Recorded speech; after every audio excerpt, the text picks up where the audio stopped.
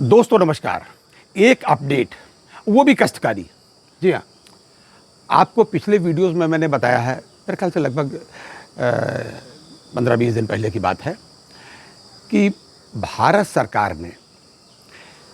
सरकार डीएफएस के सेक्रेटरी साहब ने सभी स्टेट के प्रमुख सचिव को एक पत्र लिखा था, जिसमें ये लिखा था कि जो सुरक्षा व्यवस्था है बैंकों पर, इस पर विशेष ध्यान दिया जाए।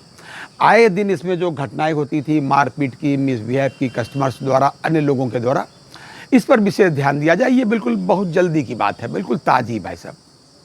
अब इसका कितना असर हुआ ये तो मैं नहीं जानता,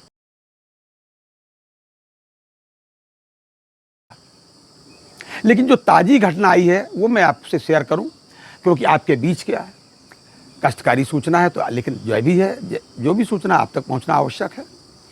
शनिवार को क्या हुआ, उत्तर प्रदेश में सबसे महत्वपूर्ण जगह है अयोध्या। अयोध्या से बिल्कुल मिला हुआ एक ज़िला है, उसका नाम है बस्ती, लेकिन दोनों की बॉर्डर खूब मिलता है। तो बिल्कुल मिला हुआ जो जगह है, वहाँ पर एक जीतीपुर ब्रांच है उत्तर प्रदेश ग्रामीण बैंक की। शनिवार को काम समाप्त करके, बैंक बंद करके, वहाँ के प्रबंधक रवि तिवारी और उनके फील्ड अफसर जा रहे थे वापस घर, कार से जा रहे थे। आगे क्या हुआ, एक स्थान पर कुछ मोटरसाइकिल सवारों ने उनको ओवरटेक करके रोका और रोकने के बाद उनका अपहरण कर लिया। क्योंकि अचानक आदमी समझ में नहीं आता कि काहे के लिए रोका, कुछ बातचीत करने के लिए रोका है या ज़रूरी बात है या पहचानते हैं या क्या बात है। बहरहाल उसके बाद में उनका अपहरण कर लिया और जो भी हथियारों के बलबूते पर किया। उसके बाद कहीं उनको वहीं पास के ही कहीं शमशान घाट, जहाँ कहीं मुर्दे उर्दे जलाए जाते हैं, उसके पास बहुत ही निर्जन स्थान में ले गए। वहाँ उनको आँख पर पट्टी उट्टी बांध बूंद करके रखा, बंधक बना लिया मेरा मतलब है, और उनको खूब मारा पीटा। मतलब ये बाद में पता चला ये सब डकैत लुटेरे टाइप के थे।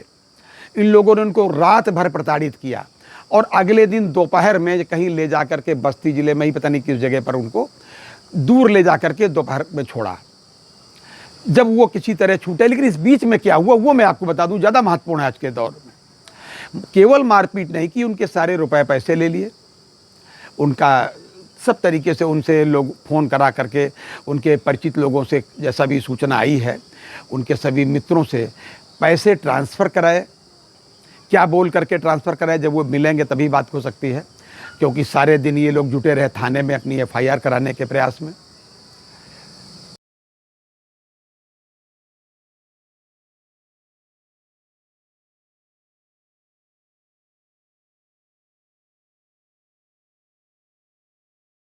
परशुरामपुर थाना लगता है इनका, जहाँ से घटना है उसके नज़दीक का। तो ये सब बात हुई। अगले दिन बड़ी मुश्किल से ये लोग छूटे। बहुत ज़्यादा प्रताड़ित किया, बहुत ज़्यादा मारा पीटा, अपमानित किया। और अपमानित तो छोड़िए, मतलब समझ लीजिए कि बहुत ही गंभीर तरीके से मारा पीटा। इनको डकैत समझिए, डकैत भी क्या, बहुत ही निर्मम लोग थे, रहे होंगे वो आज के दौर में, जबकि ये सरकार का आदेश है। और उत्तर प्रदेश में हमारे आदरणीय योगी जी की सरकार है, जिसमें जो है सब लॉ एंड ऑर्डर पहले से बहुत बेहतर है, ऐसा बताया जाता है। और जिसमें ये हो रहा है, मैं नहीं समझ पाता कैसे क्या हो रहा है भाई साहब। बहरहाल अगले दिन दोपहर बाद ये किसी तरीके से कहीं छूटे छाटे उनको ले जा करके कहीं अपना फेंक दिया उन लोगों ने, इस तरीके से कुछ सूचनाएं आई हैं। तो फिर ये लोग परशुरामपुर थाना गए, जो वहाँ के नज़दीक था, और वहाँ जा कर के अपनी एफआईआर कराने के लिए कल से, ये शनिवार की घटना है, इतवार को दोपहर बाद वो छूटे। इतवार से लेके आज दोपहर तक जूझ रहे थे। जो मुझे जानकारी मिली, मैं इसकी पुष्टि नहीं करता, लेकिन जो मेरे पास जानकारी थी, दोपहर तक उसकी एफआईआर नहीं हो पाई थी। लेकिन ये भी सूचना मिली कि संज्ञान में आने पर वहाँ के पुलिस अधीक्षक माननीय श्री अभिनंदन जी बताए गए हैं, उन्होंने काफ़ी इसकी टीम गठित की है, तमाम पुलिस वालों को भेजा और शायद उनमें से किसी को पकड़ भी लिया, ये भी सूचना आई है। हालांकि अभी तक एफआईआर की कापी नहीं मिल पाई है।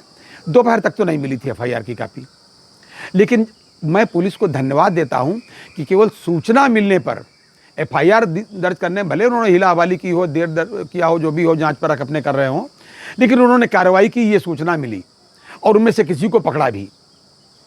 तो मैं ये देख रहा हूं कि ये दहशत सरकार के अच्छी सरकार होने के, लोकप्रिय सरकार होने के बावजूद भी अपराधियों में क्यों अभी तक नहीं आई। फिर बैंकर्स के बारे में तो सरकार का बिल्कुल ताज़ा आदेश था कि इन पर विशेष भाई इनकी सुरक्षा का ध्यान रखा जाए। उसका यह नतीजा कुल मिलाकर के, जब इस संदर्भ में मैंने वहाँ वार्ता करनी चाहिए तो कुछ लोग वहाँ थाने में ही मौजूद थे, उनसे मैंने दोपहर में आज वार्ता की। उसके बाद मेरे संज्ञान में ये आया कि all India RRB officers federation के जो नेशनल जनरल सेक्रेटरी हैं श्री सज्जन पाल साहब, उनसे भी मेरी वार्ता हुई। उन्होंने बताया कि पुलिस अधिकारियों से बात की गई है, उनके स्तर से बात की गई है और पुलिस कप्तान ने कहा कि उनके संज्ञान में ये मामला है, उन्होंने टीमें गठित की हैं और बहुत ही शीघ्र कोई भी अपराधी उनमें से बचेगा नहीं। ये अपडेट है। लेकिन फिर भी ये अच्छी बात नहीं है कि सॉफ्ट कॉर्नर सबसे अधिक बैंकर्स को ही क्यों समझा जाता है। मेरी ये समझ में नहीं आता। बैंकर सबसे सॉफ्ट कॉर्नर, चाहे जहाँ से इनको लूट लीजिए, बैंक में लूट लीजिए, बाहर लूट लीजिए, कहीं इनको थप्पड़ मार दीजिए, कहीं इनकी बेइज्जती कर दीजिए और दिन भर इन्हीं से काम लीजिए। केवल सरकारी बैंक वाले ज़्यादा काम करते हैं, समझ लीजिए सरकारी बैंक वाले। अभी उड़ीसा सरकार का आपने एक आदेश देखा होगा।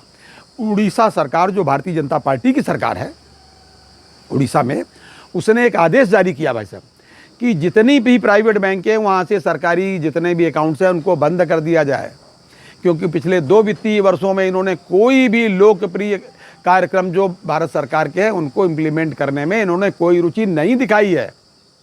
उनके साथ ऐसा कुछ भी नहीं। हमारा मतलब यह नहीं कि उनके साथ हो जाए, सीधा उद्देश्य ये है कि हमारे लोगों की सुरक्षा अब कैसे होगी जब सरकार ने आदेश भी कर दिया, इसके बावजूद ये हो रहा है।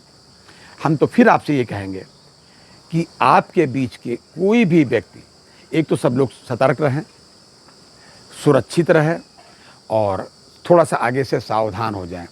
हालांकि बैंक अब उत्तर प्रदेश ग्रामीण बैंक बड़ी बैंक हो चुकी है, पूरे प्रदेश में अब एक है और तकनीकी दृष्टिकोण से हरिद्वार में भी एक शाखा इसकी है।